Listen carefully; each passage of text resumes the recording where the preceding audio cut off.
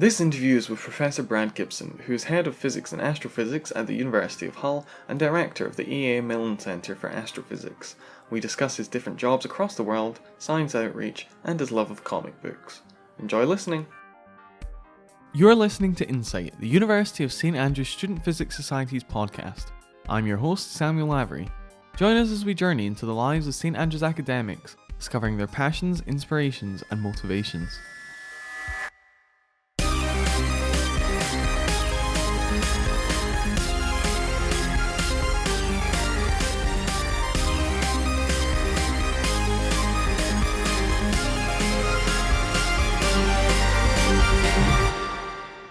Okay, so today on Insight we are interviewing Professor Brad Gibson, who is an astronomer and head of physics and mathematics at the University of Hull, and you are also the director of the Milne Centre for Astrophysics. Thank you very much for joining us, Brad.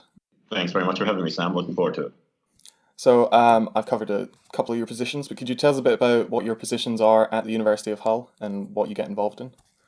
Okay, so I've lived in the UK now for 15 years, and the university holds off space sciences as a whole as a way to engage with the public and students across the region. I think we all know, space and dinosaurs. That's how you reach people and get them excited about the science, technology, engineering, and maths area as a whole. So they put out a call for a professor in 2015, and so I didn't know a whole lot about the university at the time. There wasn't really any astrophysics here to speak of. So I guess from a work perspective, it never had any strong reason to come and visit or to learn more about the department. So I put in an application. I was kind of curious to see what direction they were heading, how serious they were about the investment. And I came out for my interview, I guess late 2014, absolutely fell in love with the place and accepted the offer when it came through. And one of the first things I did was establish the Milne Centre for Astrophysics. It's not the same as A. Milne, the creator of Winnie the Pooh and Christopher Robin, which is one of the most common questions I do get, just to clarify. Arthur Milne was born and raised in Hull, contemporary of Einstein, had his own sort of alternate versions of what cosmology and relativity was all about. Was wildly incorrect, but it was beautiful, elegant mathematics, and he and Einstein became good friends. With Arthur Milne's daughter, Meg, we established the center in his name, so building on his regional links and the family's regional links, and embedded that research center inside of the physics and mathematics department. And it's grown now, I can sort of put hand on heart to say, one of the preeminent research units, I guess, within the university and across the north of England. So that was about 5 years ago. And then about 18 months ago, I was appointed head of the Department of Physics and Maths, where I guess I'm now responsible for about 25 staff and about 300 students, above and beyond sort of the admin that comes with being the director of the center and the head of the department. So my university level work is sort of spread across things like widening participation and diversity through Athena Swan committees, driving the investment in supercomputing, the high performance computing working groups, and I guess shaping the university's research portfolio, looking ahead to things called the Research Excellence Framework, which underpins a lot of the funding across the country, across all areas of research. Okay, so you've obviously got a lot on your plate at the moment then, and we'll come back to that definitely. But could you tell us a bit about your undergraduate degree, so where you studied that and how you got from undergraduate all the way to Hull in that interview in 2014 maybe? We can probably tell from the accent, I'm not local in that sense. I grew up in Canada. When I was finishing up my equivalent of college, my A-levels, I was thinking ahead to physics. I didn't know exactly what flavor of physics I wanted to pursue, but knew that I did want to pursue physics. I shopped around as to what the options were available to me where I lived, which was just outside of Toronto. I chose University of Waterloo for my undergraduate, and there's a good reason for that, given sort of our socioeconomic background at the time. I was looking for an option at a university. In Canada, it was called a co-op program, which basically effectively alternates semesters on campus with paid semesters in industry. So it turns effectively a 4-year degree into a 5-year degree, but it meant at the end that I was able to graduate without any debt. So that was one of the main reasons why I went with Waterloo. It was a great decision at the time. It was only during that undergraduate degree that I started to focus a little bit on the astronomy and astrophysics, the space sciences side of things. So when I finished at Waterloo, which I guess would have been 1988, I decided that I was going to pursue my PhD in astrophysics. It coincided with the publication. It was in Scientific American the same year. It was the first discussion of the search for extrasolar planets. And I read this article in Scientific American, thought it was fascinating, sounded exciting. It touched on, my passion for science fiction and things like that. So I really got excited by that. And the good thing about it was the very first techniques that were invented for detecting these exoplanets actually came out of work that was done in the physics department at University of British Columbia in Vancouver. And so that's why I chose to go there. Largely was I wanted to get involved, in the very first searches for extrasolar planets. So I started my PhD. What I discovered after a few weeks was at that point in time, it didn't have the cachet and excitement as it does nowadays. I found it very tedious mathematics and time series analysis. And because of that, I decided that I was going to switch to instrumentation.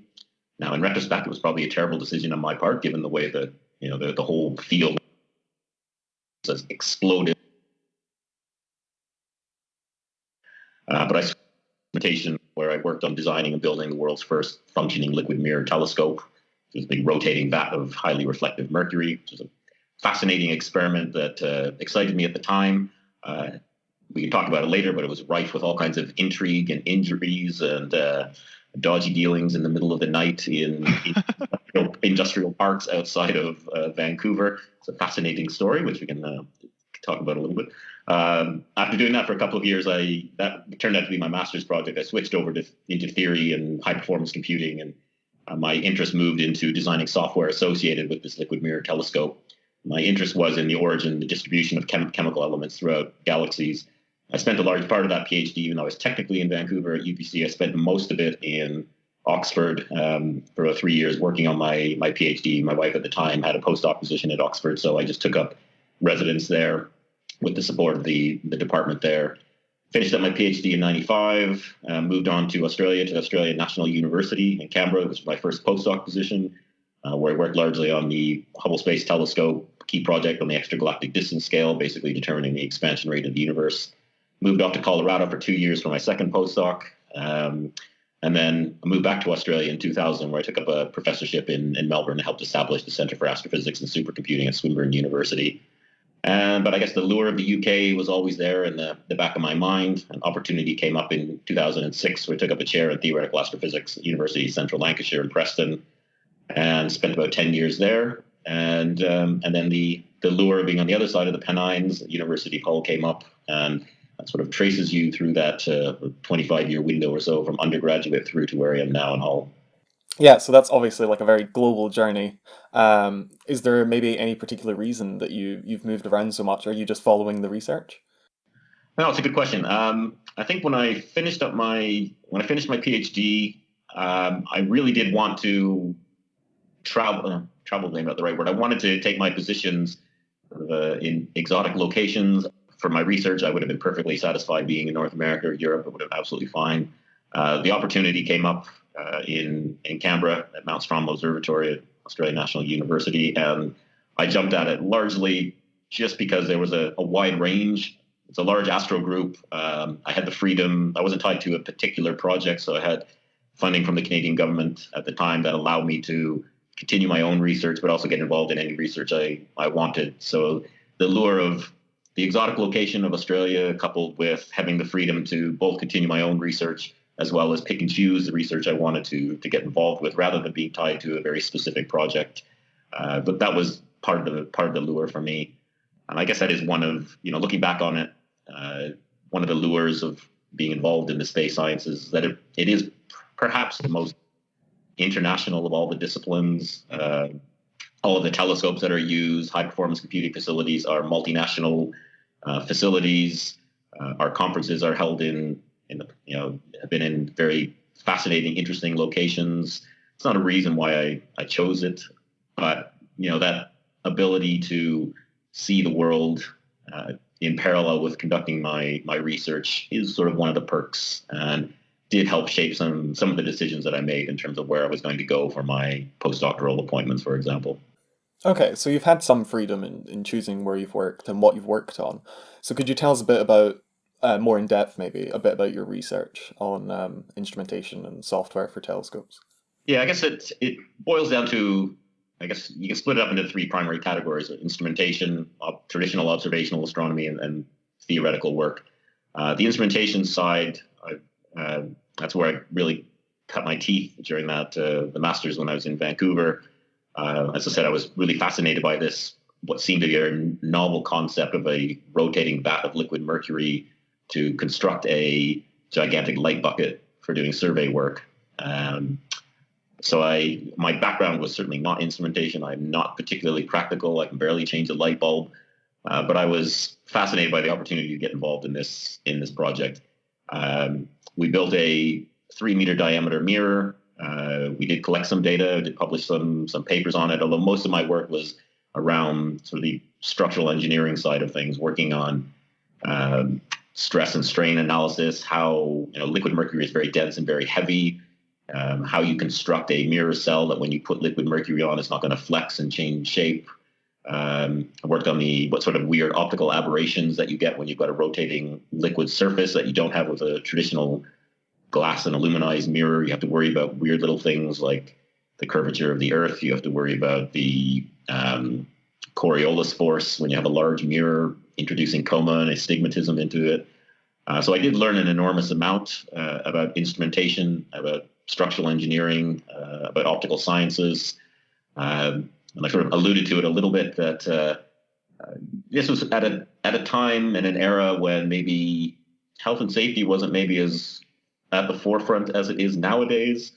And I can, very quickly, a couple stories. My very first day of working on the project, we built a telescope out of my supervisor's house out in the suburbs of Vancouver. He had a large garage. He built his own private plane from scratch. He had all the equipment that you could possibly need to construct this telescope.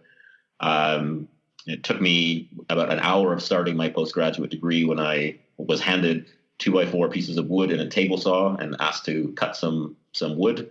Again, this is not my skill set. It did not take me long before I had managed to put my finger into the table saw and took a good chunk of it off and turned the rest of it inside out. So day one of the postgraduate degree was my supervisor rushing me to hospital for them to push my finger back together and sew it all up. But it didn't put you off, to be fair. Probably that should have been a clue that sunk in, but didn't.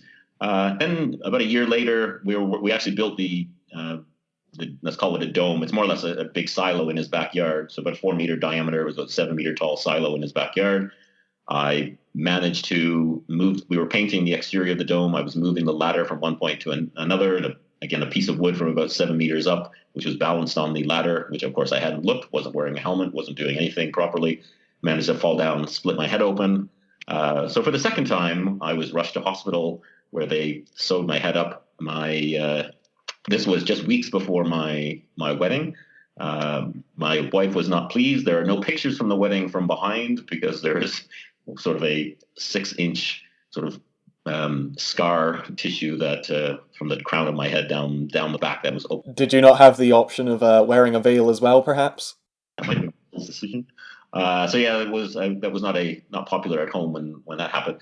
The second time that happened, though, I did realize this is probably not the career for me, and decided maybe I might focus a little bit more on developing the software that would allow me to interpret some of the data that was flowing in. Although I should say in passing, I mentioned sort of intrigue. The rotating liquid is mercury. It's highly reflective, not quite as reflective as freshly aluminized mirrors would be, but still pretty good. And it's the liquid of choice that has been used in the few attempts to build liquid mirror telescopes. Now, liquid mercury is very expensive if you buy it sort of off the shelf. But what you can do is you can get liquid mercury from various industries who look to shed themselves of dirty mercury, which is very expensive also to get rid of. And so I was instructed, I probably shouldn't be saying this, but instructed at the time. I took one of the university vehicles and again went out to an industrial park half an hour outside of Vancouver at 3 a.m. in the morning, and some gentleman with a large pallet wheeled over a whole bunch of about 30 liter-sized jars of liquid mercury, loaded them into the back of the truck, and it didn't even occur to me that there was anything dodgy about this in the slightest at the time. It just felt like we're getting liquid mercury for free. We don't have to buy it. We're going to build this 3-meter telescope, and it's only going to cost like 10,000 pounds or something like that. Of course, it took a few years. The university clued into some of these violations of health and safety and cracked down on it. I had moved on into theory and computation by this point in time, but one of my best memories of that was driving out in the middle of the night and collecting dirty mercury to use for this liquid mirror telescope.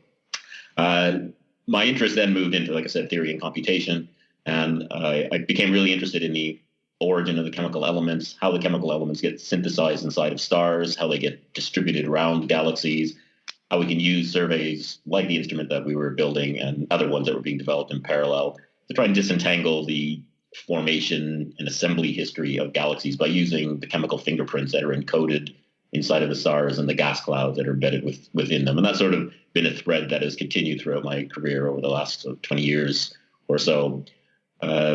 When I went off to Australian National University, like I mentioned, one of the things I was interested in doing was exploring a few different things that I hadn't done before, and that included traditional observational astronomy, and that coincided with this Hubble Space Telescope key project to determine the expansion rate of the universe. And one of the PIs was based at Australian National University, Jeremy Mould. And so I was able to get attached to that project and spent about 3 years working more or less 3/4 of my time probably on that particular project. It was the primary science driver for the Hubble Space Telescope was to do exactly this, use what we call standard candles to figure out how fast the universe was expanding, at least locally, reasonably locally. It was very successful. I think it had a huge impact on me being able to stay in the field, given the competitiveness of the field. It was a very exciting project, very high profile, and I was given sort of a large leadership role within the key project, which allowed me to sort of demonstrate that I had the skills maybe to drive my own research team.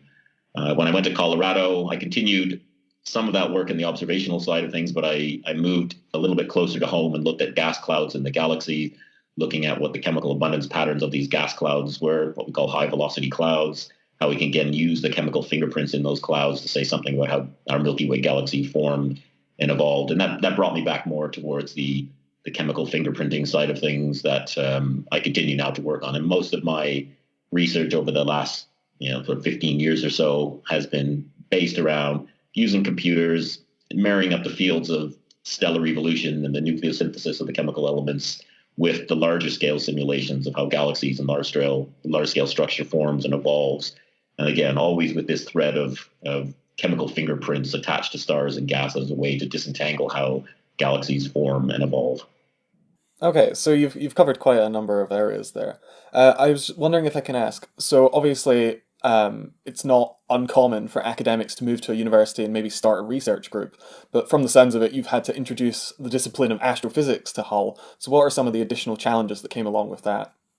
What has really helped was that the university simply didn't just hire a person and let it just, either succeed or fail on its own. These success requires more than one person. So they did put their money where their mouth was, and then it allowed me to bring in sort of complementary skills to build sort of a critical mass. But in parallel with that, the university also invested heavily in high performance computing. And so having the facilities that allowed us to do some of the research that we wanted to be able to do and to attract the best people in the world, we needed that facility access. So I think it wouldn't have succeeded to the degree that it has if the university hadn't invested. So those are the sort of the positives. The challenges are, some of them are very broad in the sense that if you work in the fundamental sciences, the basic sciences, and you can say the same thing largely with many in the arts community, for example, as well, you do constantly come up against those pressures of, what are you doing for society? What is the contribution that you are providing? Having to justify yourself with governments and funding agencies, and indeed with different management that comes and goes throughout the university. What is the widget that you are building? What is the thing that is impacting on society? And so all of us who work in those basic sciences and the arts community face those questions all the time. So that means, as funding gets squeezed, it does become increasingly challenging to secure the funding that allows you to support the research and the research team around you. That challenge is bigger than anything to do with the university. It's a sector-wide issue that we face in these fundamental sciences is not unique to astronomical sciences, but it is one that is a struggle, and it's still a struggle today.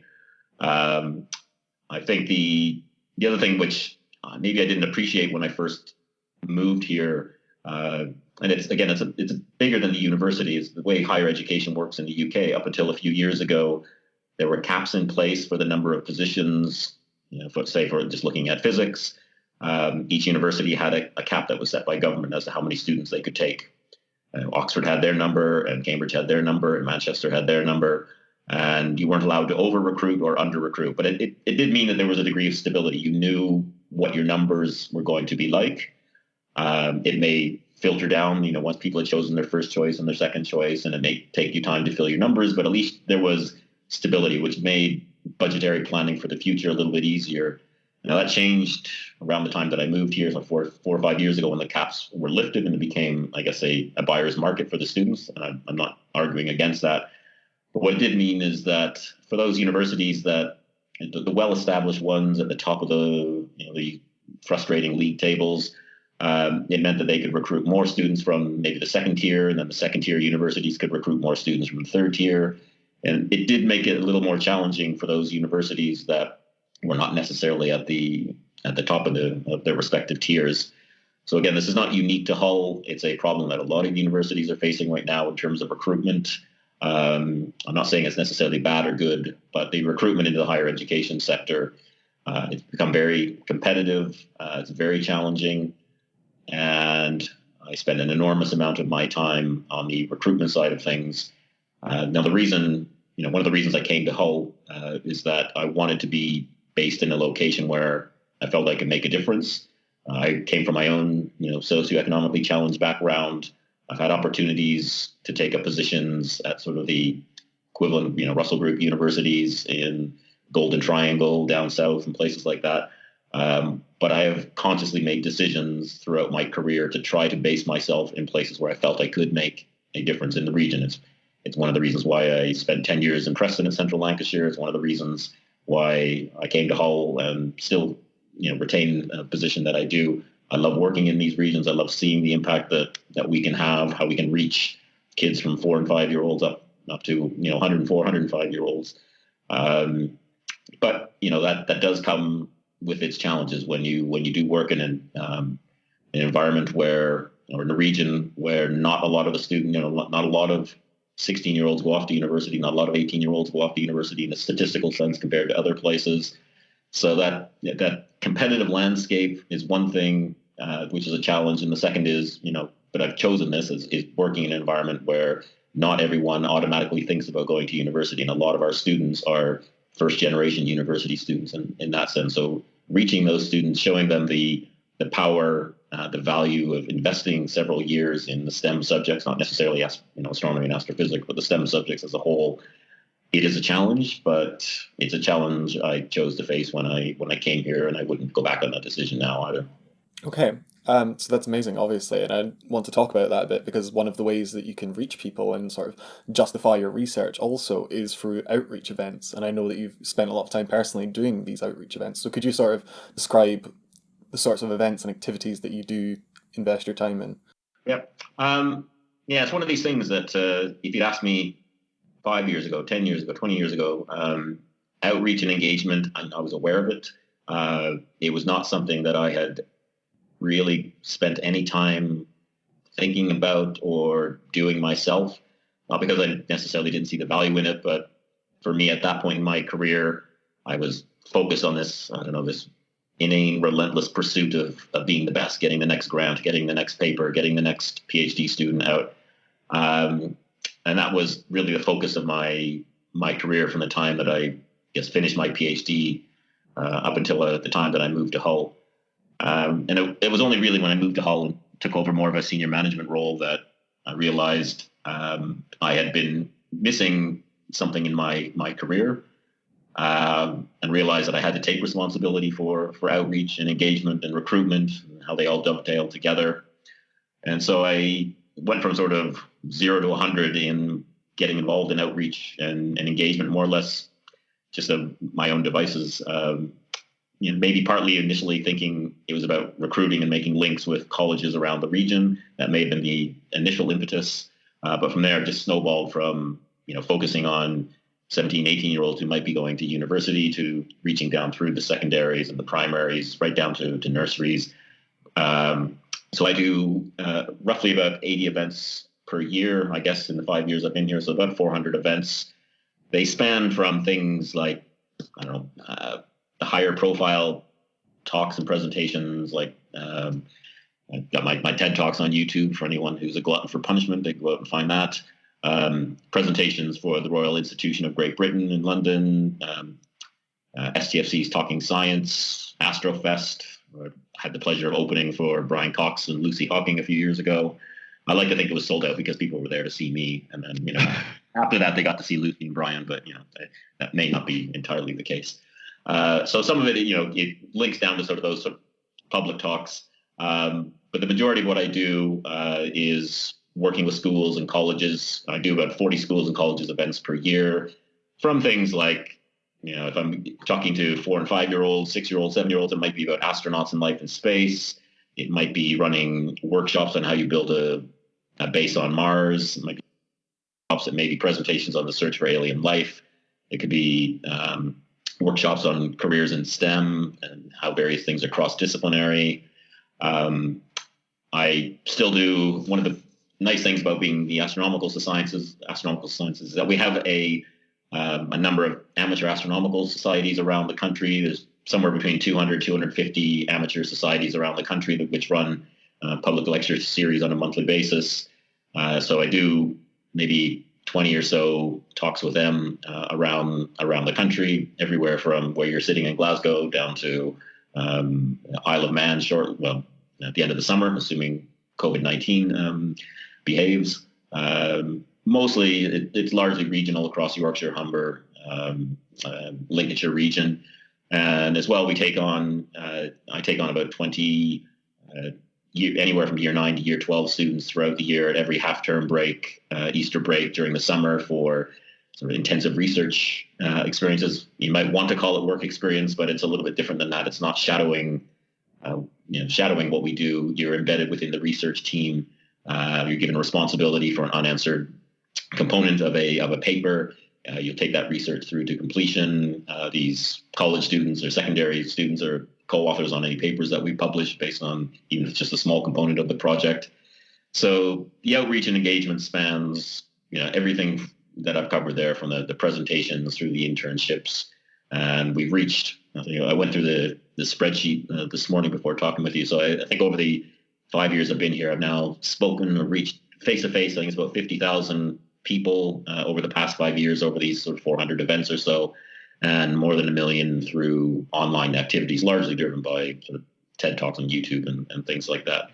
So yeah, I've gone from not really considering outreach and engagement as part of my job per se, to starting initially to thinking about recruitment, but then from there, like I said, it just snowballed into being a passion, and every spare moment that I have outside of my admin duties here as head of department and director of the center largely is based around trying to make connections with schools and colleges, council education teams, and just doing whatever I can to support teachers around the region, regardless of the year cohort that they may be teaching. I think that's fundamentally probably the most important part of what my job is right now, is just offering that support in any way, shape, or form that I can to colleges and schools around the region.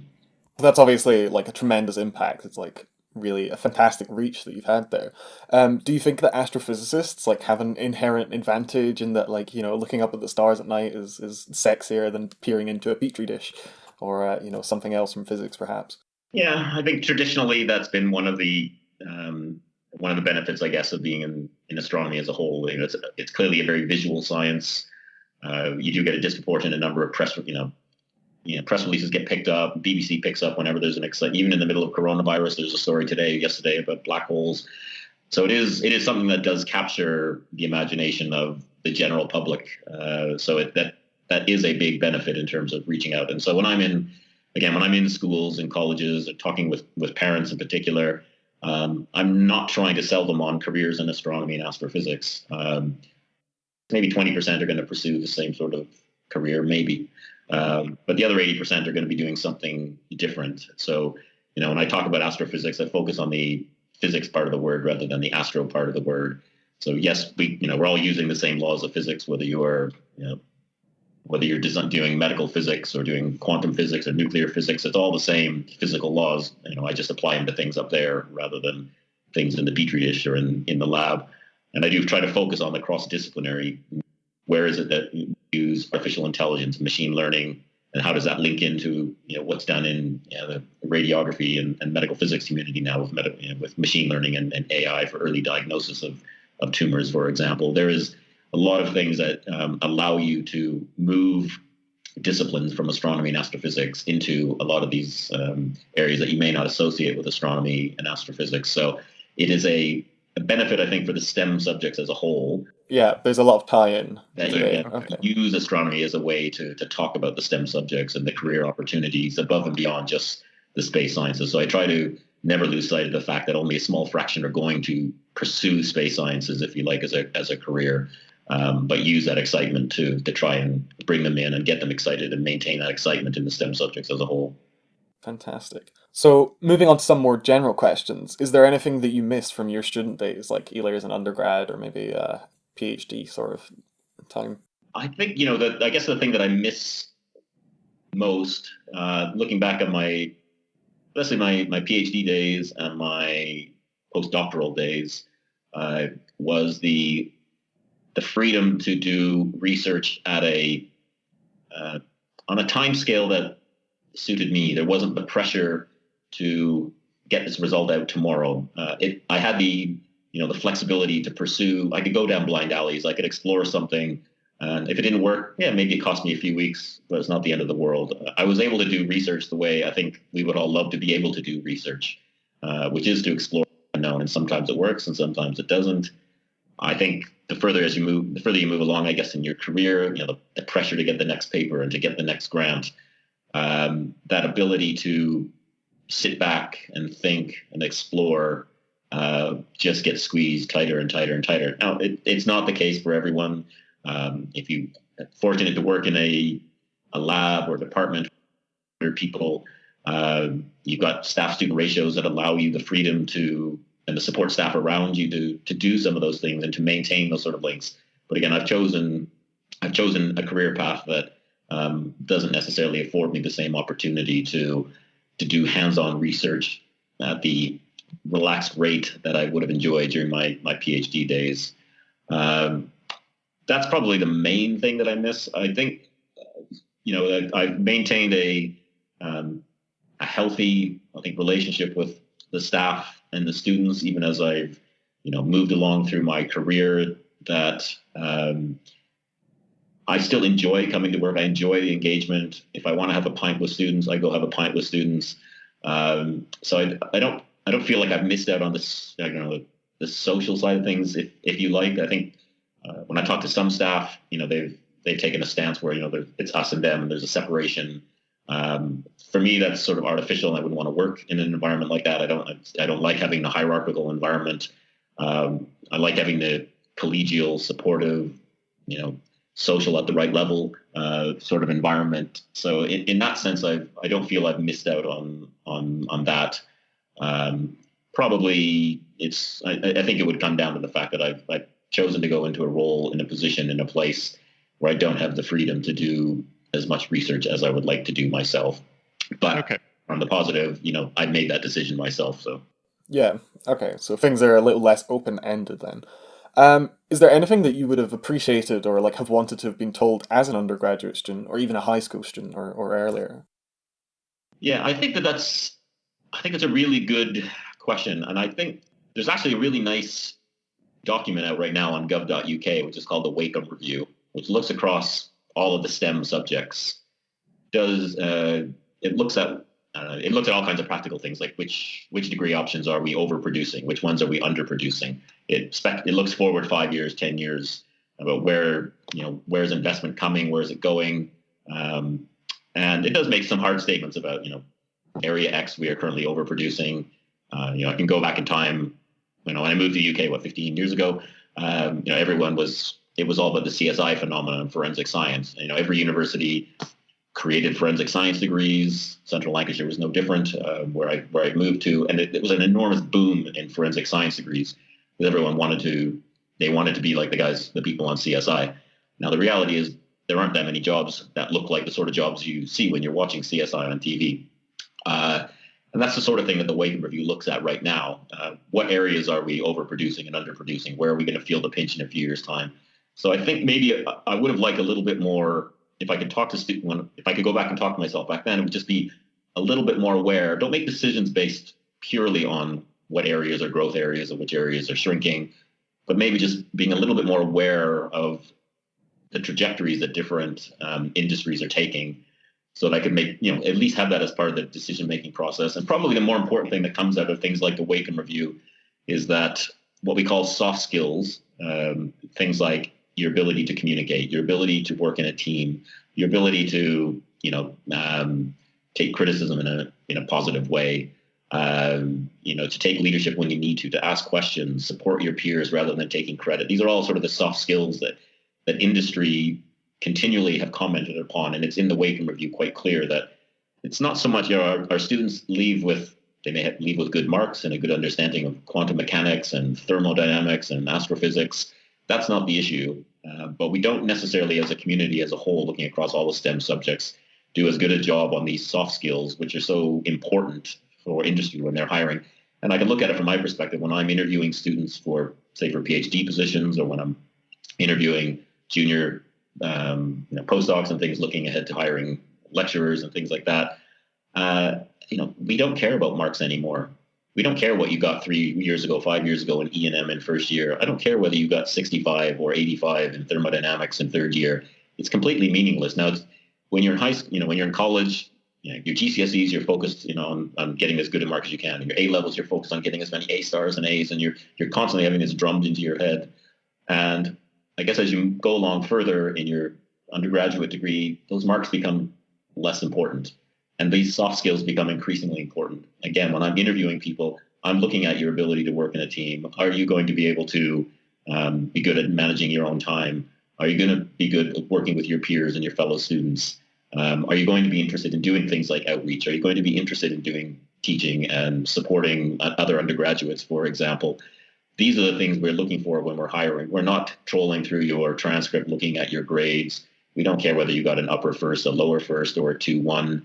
All those other soft skills are the things that I'm going to be hiring you for. And I'm not dramatically different from the vast majority of the people who are hiring in the higher education sector and those in industry as well. Now, you'll find that there'll be some who will look at the marks, and that'll be primary. But I think you're looking at a small fraction overall who are going to be looking at those grades. They're going to be looking at all those other soft skills. And when I was an undergrad, I was oblivious to this. I didn't want to give talks. I didn't want to do outreach. I didn't want to be doing working tutorials and things like that. I wanted to do research and get the best marks that I could. And I realize now that I sit on the other side of the table interviewing people that I was probably a little bit misguided in that, and I probably should have spent a little bit more time thinking about my communication skills, for example. Okay, so it's sort of obviously hindsight is sort of 2020, but it's really more of an awareness of what becomes more important as you progress in your career then. So you've obviously had to visit a lot of places for your outreach events. You've done some work in different areas as well. So are there any places that you've really enjoyed visiting for these outreach events? Is there anywhere that stands out in your mind? Yeah, it's going to sound like a cop-out sort of answer, but it really is less about the places and more about the people and the environment. So one example, because it's fresh in my mind, would be just, I think it might have been just a couple of weeks before. It was just when the coronavirus thing was starting to kick off. And one of the last, maybe the last event that I did before shutting down all the outreach and engagement was visiting a junior school in Burlington Junior. Probably not many listeners will have heard of the school, but it is blessed with some of the most engaged, switched-on teachers that I've ever encountered in doing sort of 400 events over the last few years. I was blown away by them. The students were amazing, enthusiastic, but it was really the teachers that made a huge impression on me. And so when I walk away from an event like that, and that's just one example, and it's not unique to Burlington Junior. Every school has had some of this to some degree. And so when I look back over the range of things that I've done, and I've done events, around in North America, in Australia, all across the UK, various places in Europe. But the thing is, when I look back and remember, it really is which schools really had the switched on teachers and the switched on students and that enthusiasm. So I remember the people more than I remember the places. Now, if somebody puts me onto a fantastic cruise liner to give a series of public talks, I'll probably come back and say something different.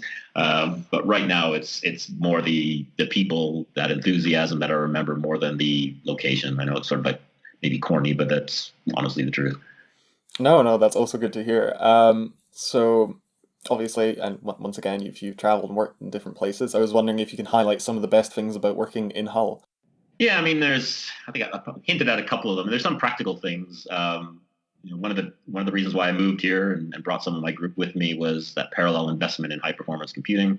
And so I do have access to one of the country's most powerful supercomputers, certainly one of the most powerful, owned by a single university. There are obviously more powerful ones that are owned by various consortia and the MOD and Met Office and places like that. But the facility that we have here at Hull is on a par with any of them in the world. And it means that we've been able to do some take leadership in a number of projects that we otherwise wouldn't have been able to do. And it's also been very useful in attracting some of the best scientists in the world to sort of join me when we established the center. So that was a practical thing. You could argue about cost of living. There's also it's one of the most affordable cities in the UK, top of the NatWest table for student affordability. So it's that is a practical little perk, I guess, if you like. But at the end of the day, the best thing about it is I just love living in the north of England. It's the people. I mentioned at the beginning, I didn't know anything about the university when I came out for my interview. I fell in love with the place. It's a beautiful campus, absolutely stunning. It's very compact, but it really does have this sort of family feel about it in some sense, which again may sound corny, but it was very obvious to me when I came in for the interview that was the case, and that was the environment that I wanted out of a place to work, and that's what attracted me to first come here and to stay. It is most of my day is spent within the four walls of the building in which I'm sitting right now, at the department. The staff around me, it's the most collegial, supportive group that I've ever worked with. Many places that I've been in the past, there's people don't necessarily always celebrate when someone else gets a grant. There's a little bit of undertone of competitiveness that exists, and it probably does exist more or less everywhere. But what I did find was people were genuinely really excited and happy when anyone got a big grant or they published the next paper. It is very supportive, very collegial, and it is the nicest place that I've worked at in 30 years of higher education, and I can say that with hand on heart. And that is, for me, one of the best things about working in Hull. So there's really a fantastic range, all the way from the people to the city. Another thing which I've been told about is that Hull has a delicacy called chip spice. I don't know if I'm allowed to say what the recipe is, but it's salt, pepper, and MSG. I don't know if you've come across it. Are you a fan? I mean, I don't quite understand the fascination about it.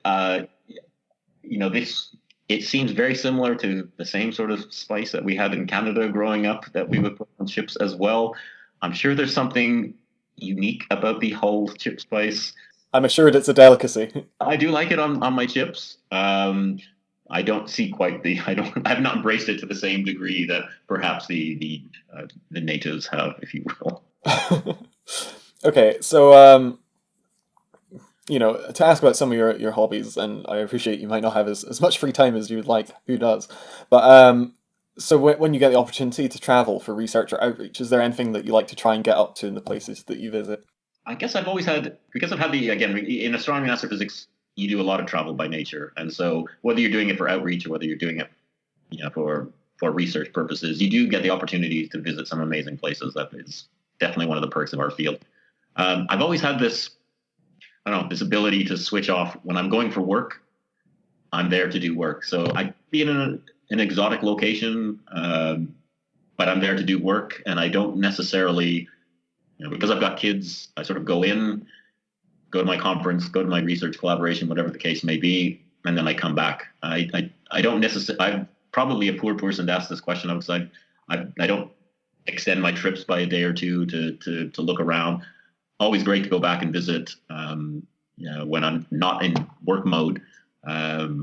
But I probably have not taken advantage when I've gone for work purposes, because again, I just switch off that part of my brain. When I do have time off, it's the time when I do have time off. I really enjoy doing outreach and engagement. So, as head of department, I can ring fence some fraction of my time to allow me to do that. But a lot of what I end up doing is sort of outside of my, official workload model, if you like. So a lot of these, the evening events and weekend events and working with societies, these are, you can almost think of that as a hobby, because I'm doing that out of love and a passion for it. If I step aside from that, well, I've got 3 kids. 18-year-old daughter who lives in Australia, and 2 kids who live with me here in Hull. So playing with the kids takes up my time when I do have that little bit of time, and I love catching up on things like when they're in bed, American football, my ice hockey, boxing, binge watching Netflix, and I'll be doing a lot of the latter, I guess, over the next few months as we're in lockdown mode still. But, so while they're not necessarily hobbies, if I am sort of trying to decompress, I still have my passion for American and Australian rules football and ice hockey and boxing and wine and single malt whiskey and Netflix. That fills those few minutes a day when I've got a bit of time away from the other stuff. Yeah, hopefully not all at the same time. I think wine and boxing would probably go poorly together. So you've mentioned a bunch of sports there. I was wondering if there's any sort of team matchups that you'd love to see, or if there's a favorite pairing of teams in anything, or just individuals. Well, I think for me, being Canadian, there's still my genetic makeup is encoded around ice hockey, and being a proud Canadian, it means things like the Olympic World Cup, when you've got Team Canada against Team USA. That is the ultimate in terms of rivalry. So any opportunity that Canada has to beat the US in ice hockey, that is, I almost can't watch because it's too tense for me to watch. So it's a love-hate sort of thing, but that's sort of the big one. But I do love, as the years go by, I get more and more passionate about boxing. So most recently watching, Tyson Fury, Deontay Wilder. I love the spectacle that comes with a big boxing match like that. So yeah, if I could pick and choose, I'd be some ideal job might be being a matchmaker for MMA or boxing or something. Because I love to bring together these what if this person fought this person sort of thing. Sounds great. So yeah, USA v Canada, possibly not the best to de-stress then, but a good matchup nonetheless. You've also mentioned to me that you're a fan of comic books. Do you have any particular favorites that you want to highlight? I grew up when I was growing up. Marvel comics, it was Marvel and DC, of course, back in the 70s and early 80s. At the time, and it's changed, but at the time, Marvel was the more adult version, if you like. DC was still more focused more on a younger age cohort. Now that's changed, of course, and they've all sort of blurred together now. But at the time, so I grew up passionate about Marvel comics. I like the anti-heroes, so I like, the Wolverines of the world, the Deadpools of the world. I guess as I got into my middle age, decided rather than getting a little red sports car, which a lot of people do, I decided that I would invest in tattoos. And so now I have a lot of Marvel comic characters tattooed across my arms and back. Not something I normally pull out with the Vice Chancellor. It does sort of lend credence to this passion that I still maintain for those Marvel comic anti-heroes. Yeah, and it's obviously been sort of like a fantastic decade and a bit for Marvel and DC movies, and the fans. Are there any ones that you've loved seeing, or are there any ones that you are still keen to watch when they're released? So I've got 6-year-old daughter and 3-year-old boy who are equally obsessed with Marvel comic films. And in particular, the most kid-friendly of all of them is Thor Ragnarok. I must have watched it 100 times because my 3-year-old boy, Evan, is obsessed with Thor Ragnarok. I can more or less close my eyes and recite the entire thing. But that one, if you're a parent out there with kids, that one is kid friendly and they love it. And Captain Marvel as well, having a strong female role model is really, really powerful. And I absolutely love the way that that character has been realized, both in their own film and in the Avengers one. And are there any more that you're keen to see, or are you just waiting to see how it all plays out? Yeah, I watched them all. I watched all the Netflix series. Ended up, during the coronavirus pandemic, we've invested in Disney Plus, so now we can constantly stream every Avengers film. I guess I really enjoyed things like The Punisher was probably my favorite, or Jessica Jones as well. Absolutely love that. And whenever they do the next generation, the next version of the Marvel Cinematic Universe, and then I'll be there first in line to support them. Sounds good. That being said, The Punisher, maybe not one for children. Absolutely.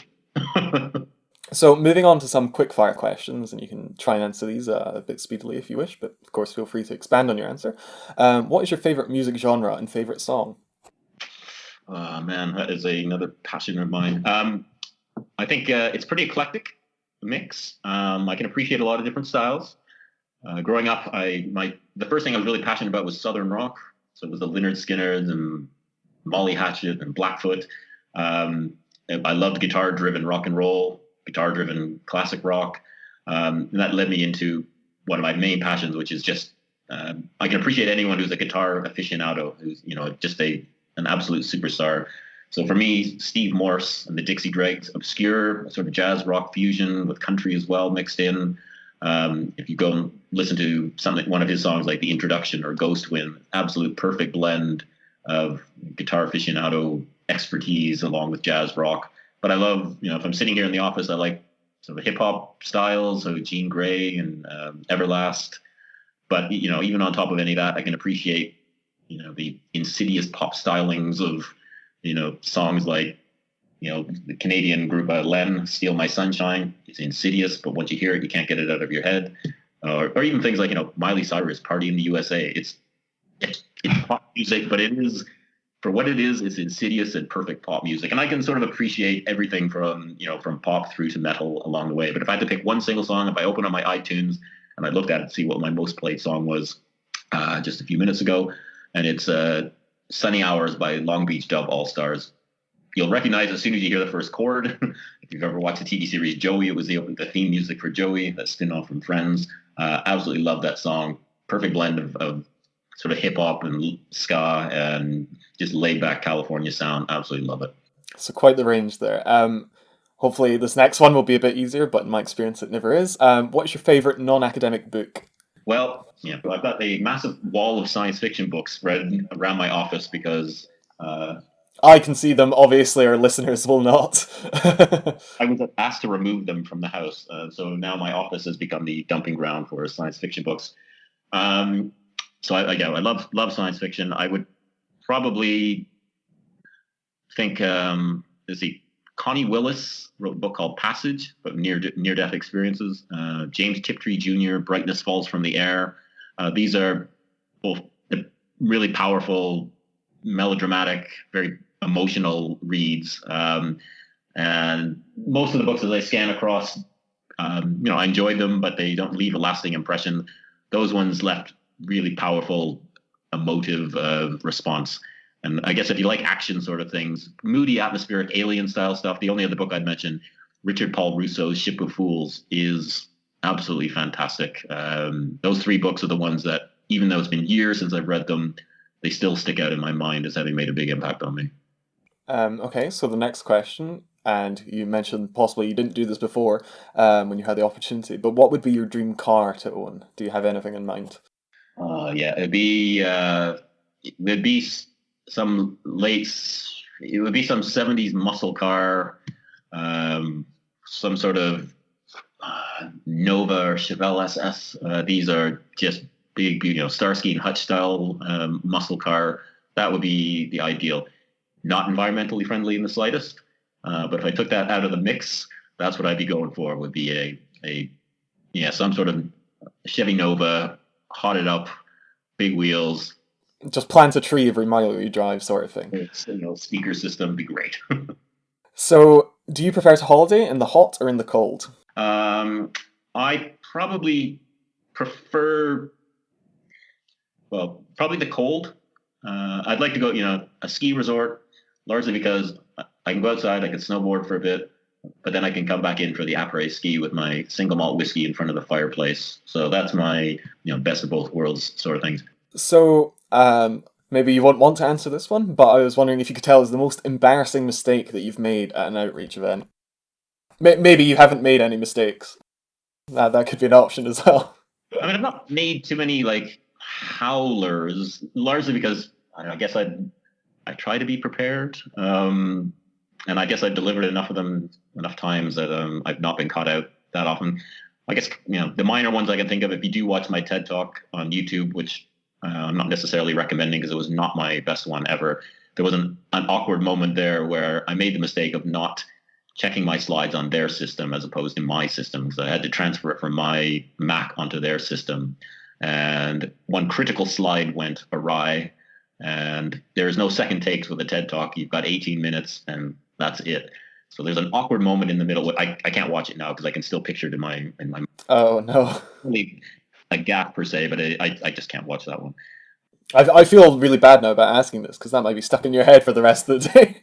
No, the only the little one maybe was I did an event at my daughter's school, Woodmansey Primary School, and it's a really cool experiment where you take a pint glass, you put water in it, and then put some shaving foam on top, and then you drip feed a little bit of food coloring into it, and it mimics sort of how a cloud works. It absorbs the food coloring to a certain level, then it can no longer hold it, and then the food color falls through, and you get this, you get rain, if you like, coming down. So it just demonstrates how the water cycle is to some extent.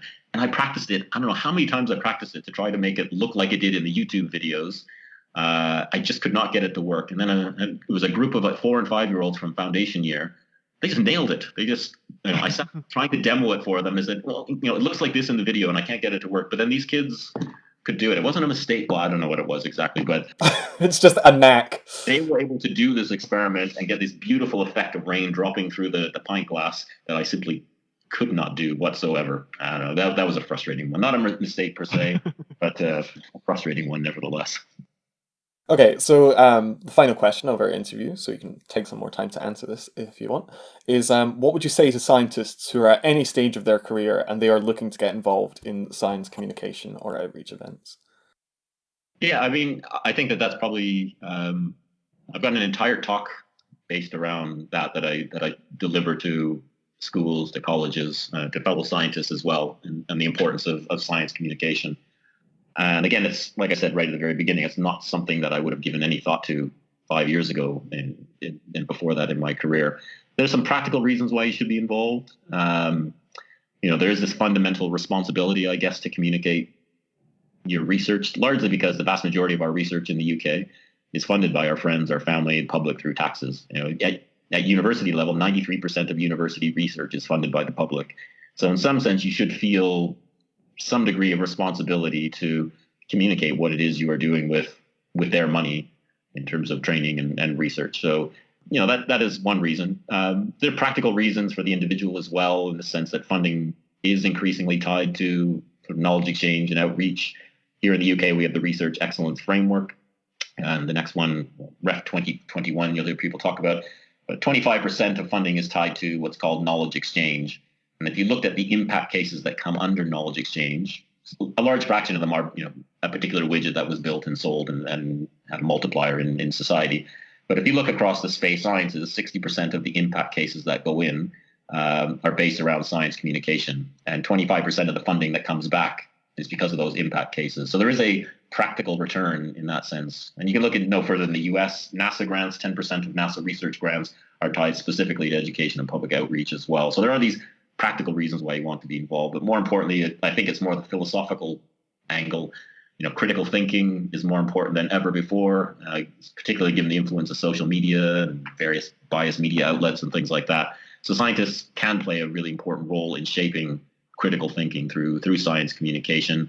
But at the end of the day, the reason why I do it is because it's the most satisfying thing I do. The immediate satisfaction you get when you talking to a group of school kids, for example, having kids come up and high five you after a talk, rather than at a university lecture theater where they're sitting on their smartphones, probably commenting on the way you dressed that day or something in their Facebook group chat or something. This is something that you're not going to capture elsewhere. So there is this personal feeling of satisfaction. And I can't imagine myself, going back to the way I was, that relentless pursuit of the next paper or the next grant. I can still do those things, but I really wouldn't want to do those without being able to share it with the public and the next generation of kids, and hopefully try to provide that inspiration to keep them involved in the STEM subjects. Fantastic. Well, that is the end of our interview. So thank you very much, Professor Brad Gibson of the University of Hull. Thank you, Sam. It's been a pleasure.